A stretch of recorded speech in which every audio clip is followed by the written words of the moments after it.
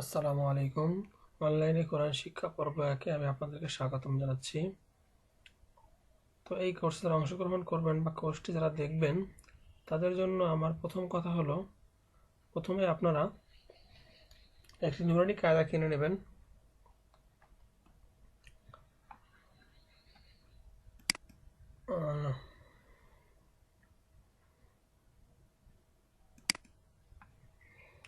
নুরানি কায়দাটা দেখতে ঠিক এরকম, কভার পেজ হবে বা অন্য রকমও পাওয়া যেতে পারে। তো আপনারা এটা কায়দাটা কিনে নেবেন। এটা হলো প্রথম কথা।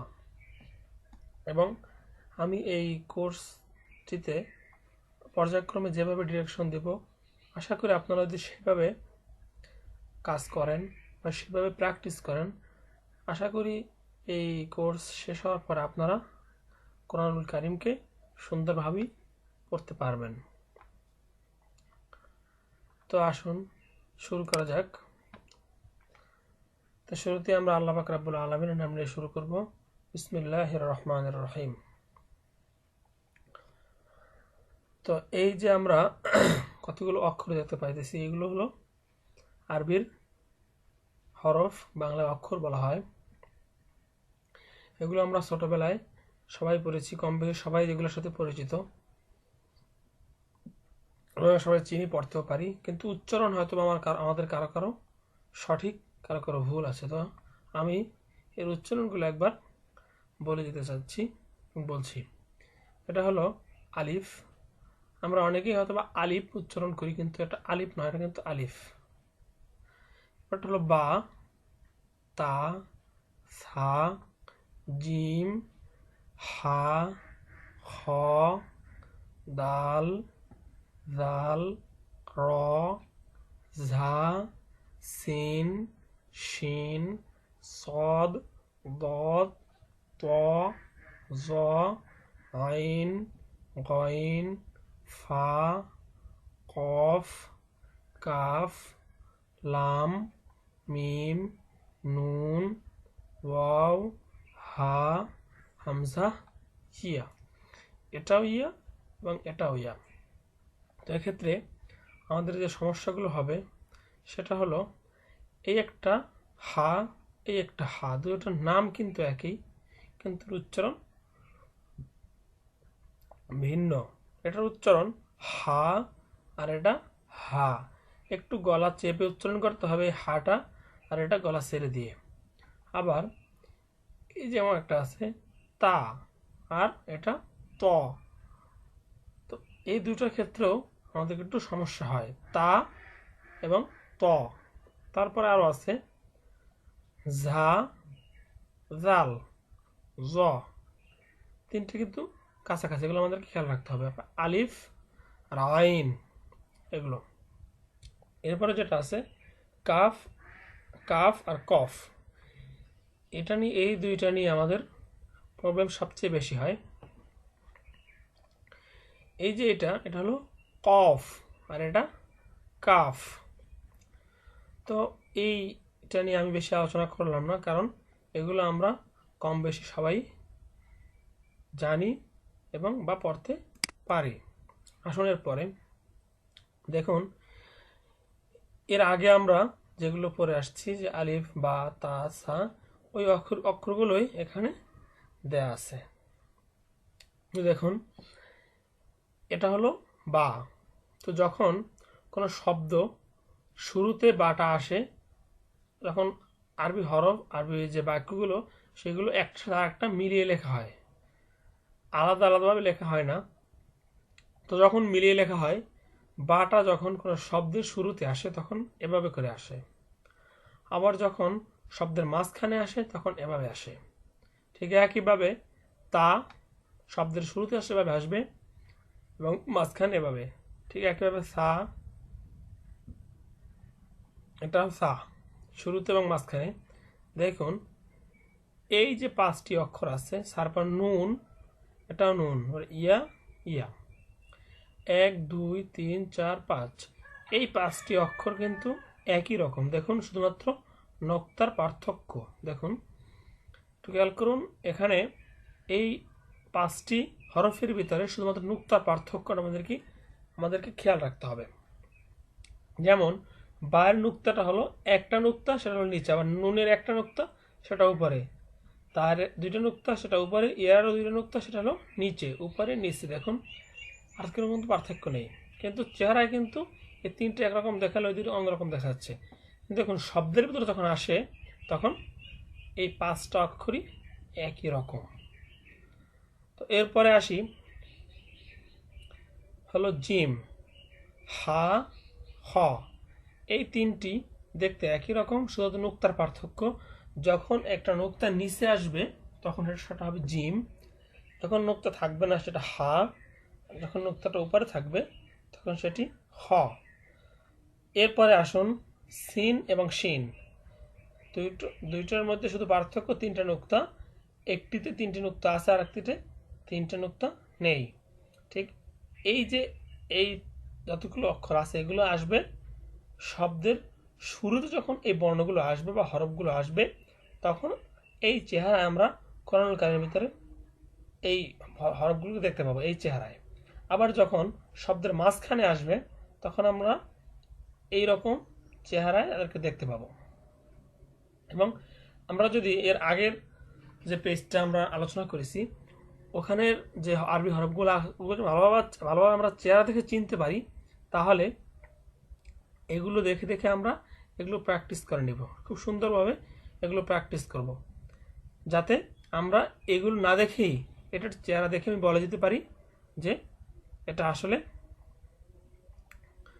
কোনটা কী ধরনের। আমরা যখন কায়দাটা কিনবো, কায়দা কেনার পরে তো এভাবে ল্যাপটপ বা কম্পিউটারে পড়ালেখা হবে না, তো আমি এটার মাধ্যমে শুধু আপনার ডিরেকশনটা নেবেন আর পড়াশোনা করবেন। একটা কায়দা কিনবেন, ওখান ওই কায়দাটা দিয়ে পড়াশোনা করবেন। তো যখন দেখবেন আপনি পারেন তখন এই যে এই শাড়িটা আছে এখানে একটা বই বা স্কেল দ্বারা চাপা দিয়ে তারপরে এগুলো মাঝখান থেকে পড়ার চেষ্টা করবেন। তো যখনই এই এই এখানে কয়টা অক্ষর আছে, 1 2 3 4 5 6 7 8 9 10, 10টা আছে। এই 10টা যখন কমপ্লিট হবে তখন এ পাশে আসবেন। তো একইভাবে সদ, দদ, আইন, গইন, ফা, কফ। দেখুন সদ দদ একই রকম, নুক্তার পার্থক্য। আইন গইন একই রকম, নুক্তার পার্থক্য। ঠিক একইভাবে এই পাশে যে কথাগুলো বলছি যে এটি আসবে শব্দের শুরুতে, যদি আসে এই হরফগুলো তখন এরকম চেহারায় আসবে, যদি মাঝখানে আসে তখন এভাবে আসবে কফ, এবং এটি হলো ফা, কফ ফা। দেখতে একই রকম, নুক্তার পার্থক্য। কাফ, লাম, মিম, হা। হা যখন শব্দের শুরুতে আসবে তখন এরকম আসবে, আর যখন শব্দের মাঝখানে আসবে তখন সেটা এরকম, এটা আসবে শব্দের মাঝখানে, আর এরকম যদি হা কখনো আসে সেটা আসবে শব্দের শেষে। মিম শব্দের মাঝখানে, লাম শব্দের মাঝখানে, কাফ এটাও এরকম চেহারা, যদি কখনো এরকম চেহারাটা আপনি দেখতে পাবেন শব্দের মাঝখানে, আর কাফ এটা শব্দের শুরুতে দেখতে পাবেন। তো এই পৃষ্ঠাটায় যতগুলো বর্ণ আছে বা যতগুলো প্র্যাকটিস, খুব ভালোভাবে প্র্যাকটিস করার পর আপনি যখন এই পাশটা যখন হয়ে যাবে তখন এ পাশে আসবেন, আবার এই পাশটা ভালোভাবে প্র্যাকটিস করার পর এরকম এই সাইডটা স্কেল দিয়ে ঢেকে রাখবেন। তো আমি প্রথমেই বলছি সবাই একটা করে কায়দা কিনে নেবেন, কায়দার দাম বেশি না, 5 থেকে 10 টাকা। তো স্কেল দিয়ে ঢাকার পরে আপনারা এইগুলো পড়ার বা দেখবেন মাঝখান থেকে আমি এটা এই চেহারা দেখে বলতে পারি কিনা, এরকম যদি বলতে পারেন তখনই আপনারা পরবর্তী পেজে চলে যাবেন। এখন দেখি পরবর্তী পেজে কি আছে। এই দেখুন আপনার জন্য এখানে পরীক্ষা রেডি করা আছে। তো ওই পেজগুলো যখনই আপনার শেষ হবে, ভালোভাবে আপনি মনে করবেন যে আমার খুব ভালোভাবে আমি প্র্যাকটিস করেছি, তখন এই পেজে আসবেন। দেখুন এখানে কিন্তু এরকমভাবে দেয়া আছে, এখানে এগুলো যদি আপনি ভালোভাবে পড়তে পারেন তখন নিচে আসবেন। দেখুন এখানে প্রথমে দেওয়া আছে এটা বা, জিম, ফা, সদ, মিম, হা, গইন, বা, লাম, আইন, শিন, কাফ, এটাও কিন্তু কাফ, কফ, সিন, হা, তা, মিম, দদ, খ, হা, ইয়া, সা, হা। এটা হলো হা, এটাও হা। আবার এই দেখুন একটি হামজা, ছোট একটি হামজা লেখা আছে। যখন এরকম একটা উপরে কোনো কিছুর উপরে হামজা লেখা থাকবে তখন হামজাটাই প্রধান হবে, তখন এই হামজাটা উচ্চারণ করতে হবে, এটা হামজা। তারপর গইন, ফা, নুন, আইন। তো আগের এক একটা পেজ কমপ্লিট করার পরেই আপনারা অন্য আরেকটি পেজে আসবেন, একটা কমপ্লিট না করেই পরের পেজে আসবেন না, এটা আপনাদের কাছে আমার অনুরোধ থাকবে। তো দেখুন আগের দুইটা পেজ এবং এই অংশটুকু কমপ্লিট হওয়ার পরে আপনারা পরবর্তী অংশে আসবেন। দেখুন এখানে কিন্তু দুইটা হরফ একসাথে আছে, যেমন এই দেখুন এই যে অংশটুকু আমরা যদি এখান থেকে অংশটুকু বাদ দেই, এই অংশটুকু বাদ দেই, এই থেকে এই অংশটুকু বাদ দেই এবং এই অংশটুকু ধরি, তখন দেখুন এই যে বা আছে এর সাথে কিন্তু মিলে যাচ্ছে, এই বা সাথে আলিফ, তো এটাকে পড়তে হবে বা আলিফ। ঠিক একইভাবে দেখুন এই যে অক্ষর, এই অক্ষরটা এখান থেকে আমরা যদি কাটি তাহলে দেখুন এটা কিন্তু একই রকম দেখা যাচ্ছে, তাহলে এটা কি হবে হা বা। তারপরে আবার এই যে দেখুন এখান থেকে এই যে উপরে এটাকে যদি আমরা এইটা দেখি তাহলে এইটা যদি আমরা বাদ দিই তাহলে এখানে কি আসে হা জিম, উপরে এই যে একটু নিচেরটা কিন্তু জিম আর উপরে একটু হা। একইভাবে দেখুন যে এটা হলো জিম, এই যে জিম, তারপরে দাল। এই যে এখানে আমরা আগের পৃষ্ঠা দেখে আসছি এটা হলো মিম। তো এ পর্যন্ত মিম, এরপর এটা আইন। আইন এরকম আসে যখন শব্দের মাঝখানে, বলছি শব্দের মাঝখানে বা শেষে যদি আসে তখন এরকমভাবে আসে, এরকমভাবে আসবে। আবার শব্দের শুরুতে আসলে তখন কিন্তু এরকম আসবে না, তখন আসবে দেখেন এই যে এখানে দেওয়া আছে আইন, আইন সদ, আইন সদ, এরকমভাবে দেওয়া আছে। এরপরে জ লাম, জ লাম, এরপরে দেখুন এটা দেওয়া আছে কি লাম, লাম কাফ। এখানে আমি আগে ওই পৃষ্ঠায় বলেছিলাম যে এরকম যদি হয় সেটা কিন্তু শব্দের শুরুতে আসে, হা ওয়াও, এটা লাম হা, এটা হলো হা মিম, মিম নুন, এটা লাম আলিফ।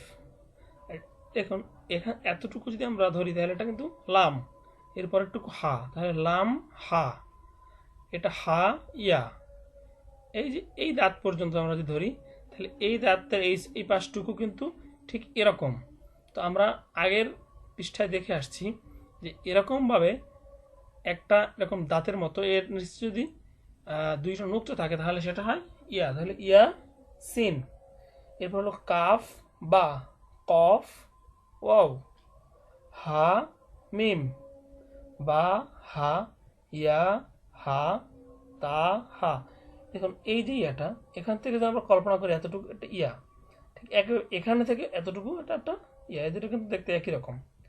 তারপরে জিম র, খ জাল, সদ আইন, দদ গইন, তারপর আসবে ফা। এখানে এই যে আমরা এতটুকু প্রথম কল্পনা করব, যেহেতু আমরা নতুন নতুন প্রথমেই একটু অন্যরকম মনে হবে, তো কিছুদিন প্র্যাকটিস করার পর এগুলো অনেক ইজি হয়ে যাবে। তো ফা জিম, ইয়া ফা, তারপর লাম হামজা। দেখুন আগেই বলেছি যে যদি কোনো হরফের উপরে হামজা থাকে তখন সেটা উচ্চারণ হামজা হবে, কারণ এখানে নিচে কি আছে সেটা আমার দেখার বিষয় নয়। এই যে এখানে বলছিলাম রয়ের উপর একটা হামজা আছে, তো বলছিলাম এটা হামজা উচ্চারণ হবে, দেখুন তাহলে এটা হবে লাম হামজা। নিচে কিন্তু একটা অ আছে, এই অটি এখানে প্রাধান্য পাবে না, উপরে যেটি থাকবে সেটি এখানে প্রাধান্য পাবে। তো লাম হামজা, তারপর আছে কি জিম, এটা কিন্তু ইয়া ছিল কিন্তু এই ইয়াটা এখানে প্রাধান্য পাবে না, কারণ কি এর উপরে একটা হামজা আছে, কারণে এটা আমার উচ্চারণ করতে হবে জিম হামজা। তো যতটুকু আলোচনা হলো আপনারা খুব ভালোভাবে চেষ্টা করবেন এবং ভালোভাবে এটা প্র্যাকটিস করার চেষ্টা করবেন এবং বেশি বেশি প্র্যাকটিস করবেন এবং কায়দাটা দিয়ে পড়াশোনা করবেন। তো আজকে এ পর্যন্তই। আল্লাহ হাফেজ।